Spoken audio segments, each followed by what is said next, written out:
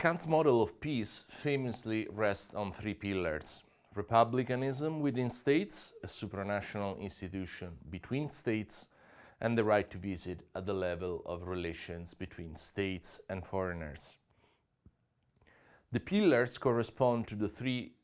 different levels of Recht, or law, that from 1795 on Kant distinguished with full clarity: public, international, and cosmopolitan law. The exact determination of each of these three pillars has been the object of fascinating debates among interpreters, but it is safe to say that Kant's plea in favor of a supranational institution has attracted most scholarly attention. Among the many interpretive challenges posed by the idea that, quote, the right of nation should be based on a federation of free states, end quote, the most debated one, it is safe to say, relates to Kant's reason for preferring, after second thoughts and adjustments, a federation with limited or null coercive powers over a war state or world republic or a federation with coercive powers. In fact, very few interpreters deny that Kant has some hesitations when it comes to designing the nature and powers of the supranational institution that should contribute to world peace, along with republican institutions within states and the right to visit, recognized by states to every human being. Even sympathetic scholars who believe that Kant never changed his mind and always consistently preferred the option of a federal state of states recognize that he designed different models: the single world state, the federal state of states, and the League of Nations or Confederation. They also acknowledge that, at least in the doctrine of right, Kant advocates a fourth model of a permanent Congress, which they themselves construe as even weaker than the League of Nations, because while the latter rests on some multilateral treaty signed by member states, the former remains in a pre-contractual stage. Since the first appearance of To Perpetual Peace, many readers of Kant, including sympathetic ones, have been dissatisfied with his ultimate preference for a federation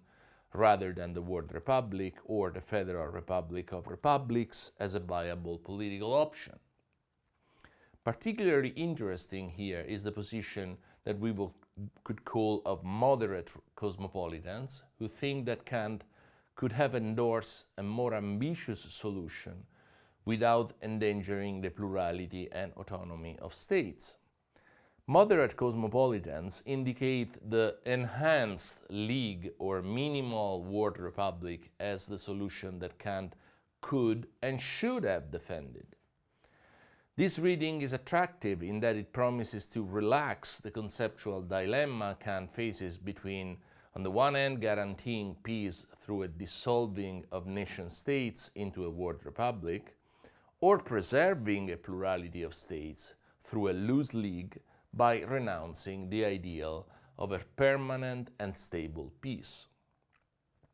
Indeed, Kant never abandoned the idea that the only true guarantor of peace is a world republic or a federation with coercive powers. There is no reason to believe, however, that he ended up advocating for the weaker voluntary league without coercive powers because he did not or could not think of the solution of breaking down sovereignty with some competencies transferred to a supranational institution and others kept for nation-states. Before charging Kant with the inability to see this elegant and convenient solution, one should wonder whether the proposal is truly viable. The crucial point is that when it comes to who decides about using force against external actors, unfortunately the area that matters most for a theory of international peace, a state may not compromise on its exclusive competence if it has to remain sovereign at all. The point can be proven theoretically and illustrated through one very significant case study. Theoretically, it is sufficient to notice that any transfer of competencies by a state to a higher body remains provisional as long as the state retains full sovereignty on its own defense policy, or, which is the same, on the use of force towards external actors.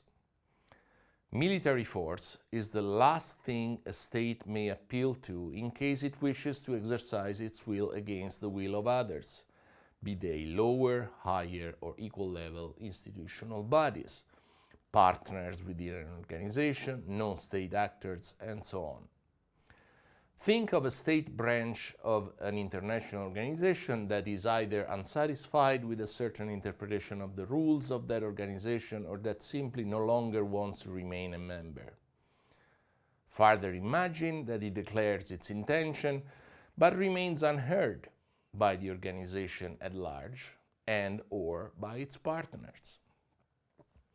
How could it exercise its will if it doesn't control an army that could at least threaten the use of violence against opposing actors? Without full control of the army, there is no sovereignty, not even a part of it. A major empirical confirmation of the theoretical point above comes from the history of the European Union's integration progress. The EU is particularly significant as a case study because it is the closest thing we have to the enhanced federation favored by moderate cosmopolitans. Its institutional framework has evolved gradually but steadily from intergovernmentalism to supranationalism,